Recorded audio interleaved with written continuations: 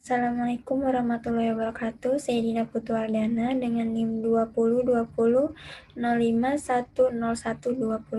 dari Hubungan Internasional.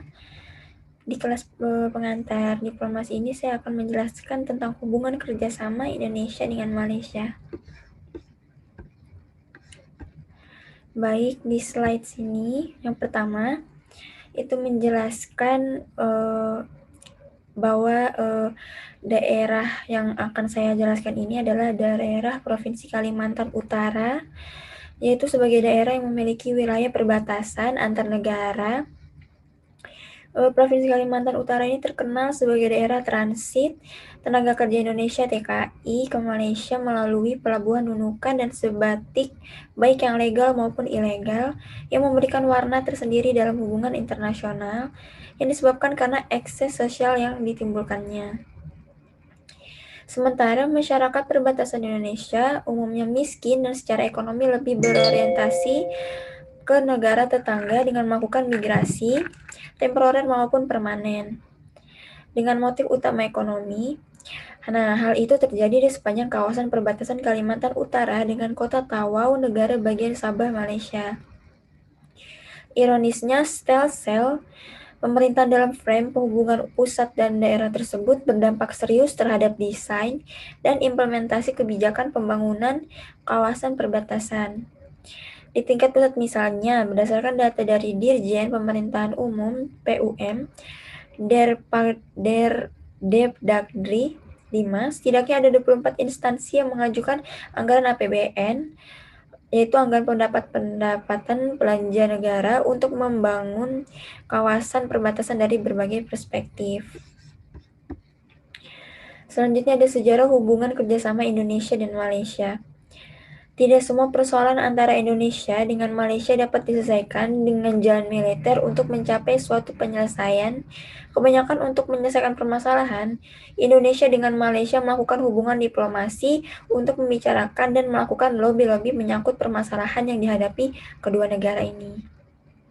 Dengan kata lain, dapat dikatakan bahwa dalam proses perkembangannya, tampak adanya dinamika perkembangan masyarakat yang dicirikan pula oleh adanya ketegangan dan konflik yang muncul selain kerjasama di antara mereka.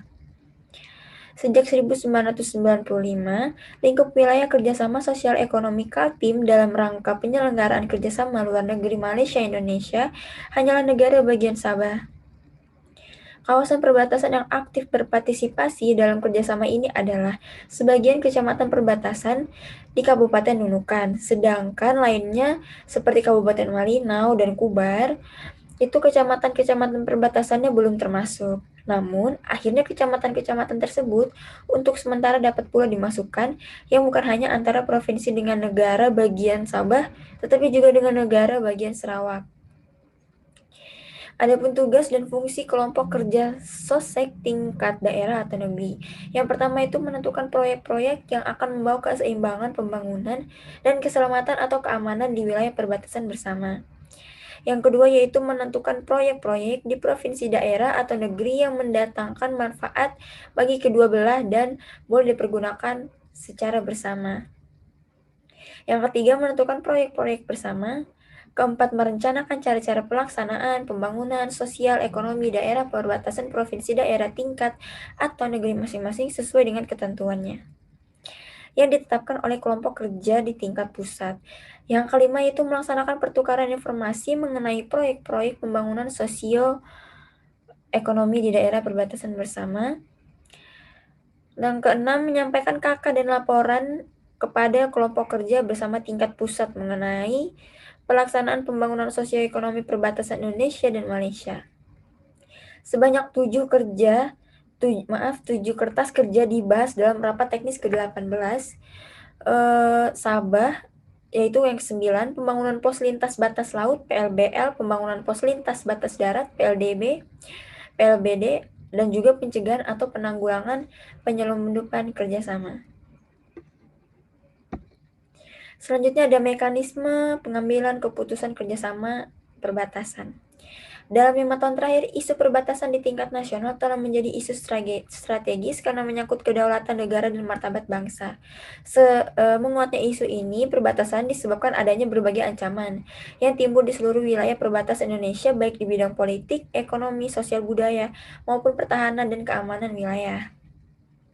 Sejarah telah mencatat bahwa kasus Pulau Sipadan dan Ligitan merupakan pelajaran yang berharga bagi pemerintah Indonesia untuk merubah paradigma lama yang memandang wilayah perbatasan dengan sebagai halaman belakang, dan memulai dengan paradigma baru yang melihat wilayah perbatasan sebagai beranda depan negara frontier area. Sengketa blok Ambalat di perairan wilayah Kalimantan Timur dengan Malaysia menjadi ancaman jilid kedua setelah Malaysia sukses menguasai Pulau Sipadan Ligitan. Ancaman tersebut tidak boleh dipandang sebelah mata mengingat blok Ambalat mengandung potensi sumber daya minyak yang disinyalir cukup besar yang merupakan faktor yang sangat menarik pull faktor untuk menguasainya. Kesadaran terhadap pentingnya percepatan pembangunan di wilayah perbatasan mulai terlihat dari RPJM Nasional 2005 sampai dengan 2009 yang menempatkan pembangunan wilayah perbatasan antar negara sebagai salah satu prioritas untuk mengelola batas wilayah negara dan mengelola kawasan perbatasan pada tingkat pusat dan daerah. Pemerintah dan pemerintah daerah juga membentuk Badan Pengelola Nasional dan Badan Pengelola Daerah yang ke-10 sebagai tindak lanjut dari undang-undang tersebut. Gubernur Kalimantan Timur mengeluarkan Peraturan Gubernur Nomor 13 Tahun 2009 tentang organisasi dan tata kerja Badan Pengelolaan Kawasan Perbatasan Pedalaman dan Daerah Tertinggal Provinsi Kalimantan Timur.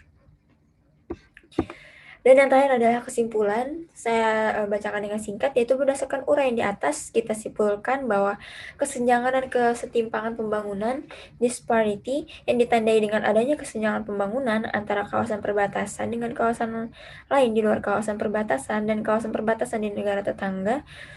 Pusat pembangunan industri berkembang pada kawasan pantai sehingga perekonomian di kawasan tersebut tumbuh dengan cepat. Sementara itu di kawasan perbatasan dan pedalaman masih bertumpu pada sektor pertanian tradisional dengan produktivitas yang sangat terbatas, belum banyak terjadi perubahan, sehingga kawasan perbatasan menjadi daerah tertinggal sebagaimana yang tertuang dalam RPJM Nasional 2019 sampai 2014 yang menetapkan 3 kabupaten di Kalimantan Timur, yaitu Kabupaten Kutai Barat, Malinau, dan Nunukan sebagai daerah tertinggal bersama dengan 183 kabupaten lainnya di Indonesia. Demikianlah hasil presentasi saya tentang hubungan kerjasama Indonesia dan juga Malaysia. Saya Dinda Putwardana. Bila ada salah kata dalam video ini, mohon dimaafkan. Assalamualaikum warahmatullahi wabarakatuh.